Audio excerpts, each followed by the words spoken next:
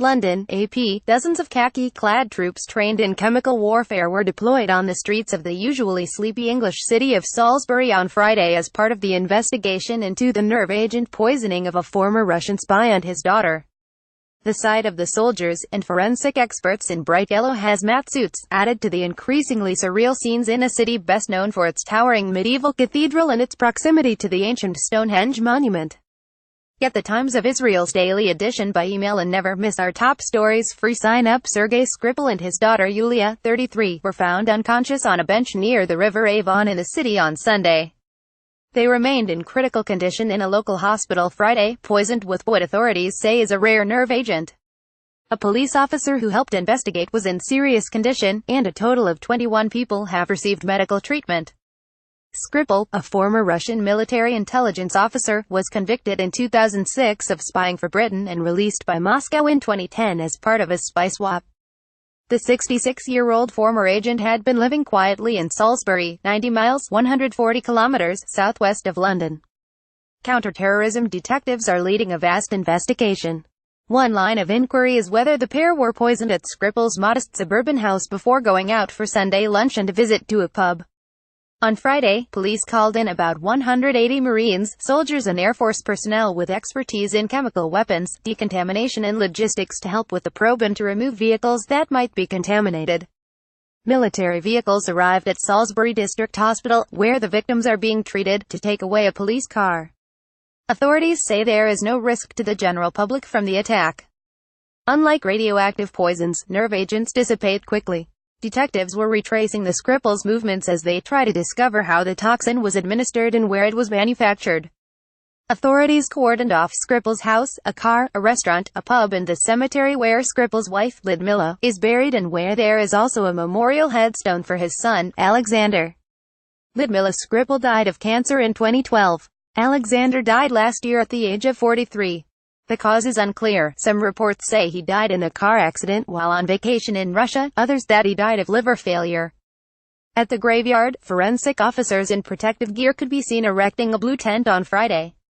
Former London Police Chief Ian Blair said Friday that the police officer who is seriously ill had visited Skripal's house, suggesting the nerve agent may have been delivered there.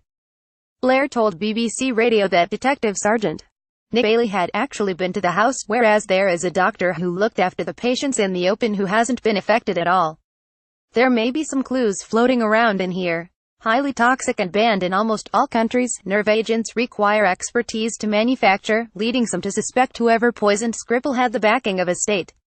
A well-equipped lab and a very experienced analytical chemist can do it, but it's not the sort of thing a chance or doing kitchen sink chemistry can get away with, chemical weapons expert Richard Guthrie said.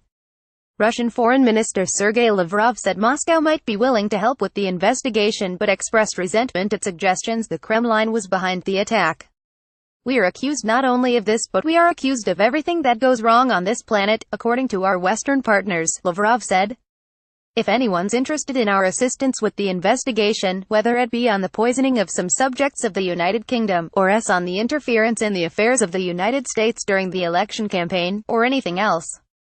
If you really need help from Russia, then we will be ready to consider such a possibility, if we do have relevant data," he said, speaking in Addis Ababa, Ethiopia. The UK has vowed to take strong action against whoever was responsible for the brazen and reckless attack. British authorities say it's too soon to lay blame, but suspicions have fallen on Russia. The branded enemies of the Russian state have sometimes died mysteriously abroad, and the Skripal case echoes the death of Alexander Litvinenko, a former Russian agent who was poisoned in London in 2006 with radioactive polonium-210. A British inquiry found that Russia was responsible for Litvinenko's killing, and that Russian President Vladimir Putin probably approved it. Blair, the former London police chief, called for a review of the deaths of 14 Russians in the UK amid suggestions they were targeted by the Russian state. A BuzzFeed News investigation claimed US spy agencies have linked the 14 deaths to Russia, but UK police shut down the cases. Russian media have mocked suggestions that Moscow was involved in the Skripal attack, but also noted that those who betray Russia seem to come to a bad end. One anchorman on a state television news show began a report on Skripal's poisoning with a warning to anyone considering becoming a double agent. Alcoholism, drug addiction, stress and depression are inevitable professional illnesses of a trader, resulting in heart attacks and even suicide. Channel 1 anchorman Kirill Klimonov said in the Wednesday broadcast.